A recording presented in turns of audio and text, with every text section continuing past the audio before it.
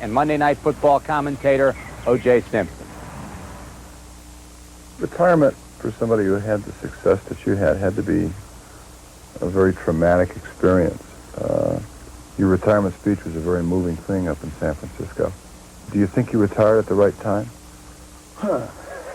I felt lucky, you know. There's an old saying around the league that say I gave them 9 of my best years, so they owe me a couple, you know.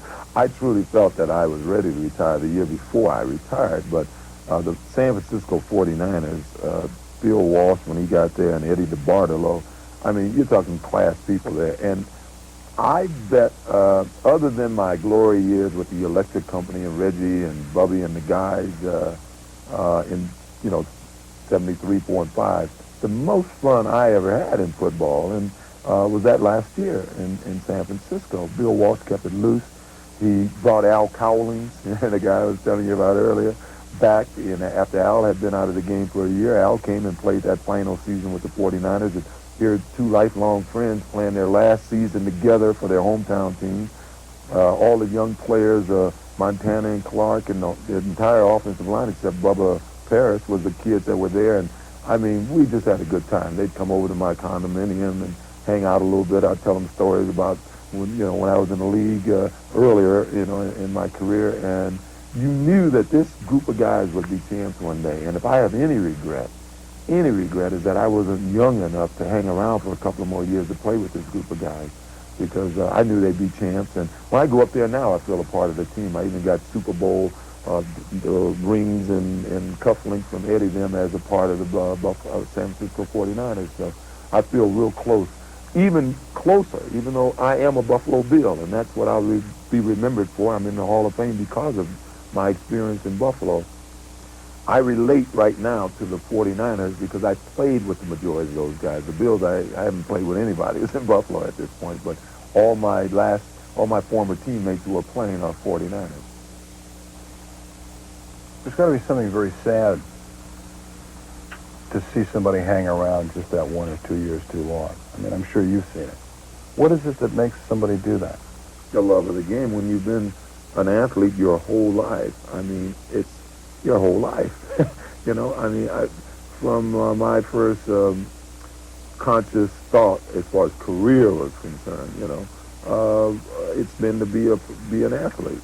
Not, you know, a professional athlete or an athlete, to be on a team, and all of a sudden you're at an age where you just can't go out and have a pickup football game, maybe on the 4th of July or something, you throw the ball around.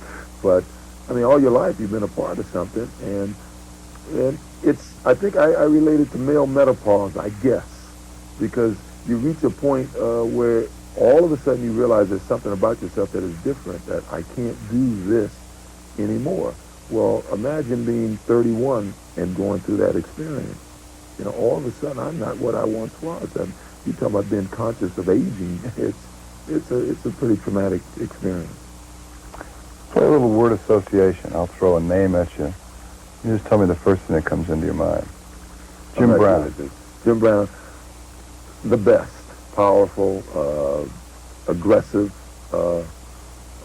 angry. John McKay. Funny. Funny. Knowledgeable. The man knew the game of football, or running the football. Lou Saban. My savior. Howard Cosell.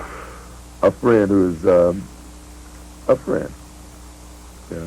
The coach. I mean, I call Howard because it's hard to say one word with Howard. Howard he's been, I guess, for the last 15 years, a good friend. I just wish he was happier. I don't think he's the happiest person right now. Joe Namath. A hero. You know, Joe did something for all of us as players. He was the first guy that humanized the hero. You know, when he said he liked his Johnny Walker red and his women blonde, I mean, all of a sudden we had to say, hey, this guy's a football player, but he's also a real person. And it's made it easier for everybody who followed him. Frank Gifford. Class. The guy is class. I don't look at too many people and say, I wish I can be like him. But I look at Frank Gifford and say, hey, as I go on, I wish I can be more like Frank Gifford. O.J. Simpson. A good guy. Nice guy. Talented.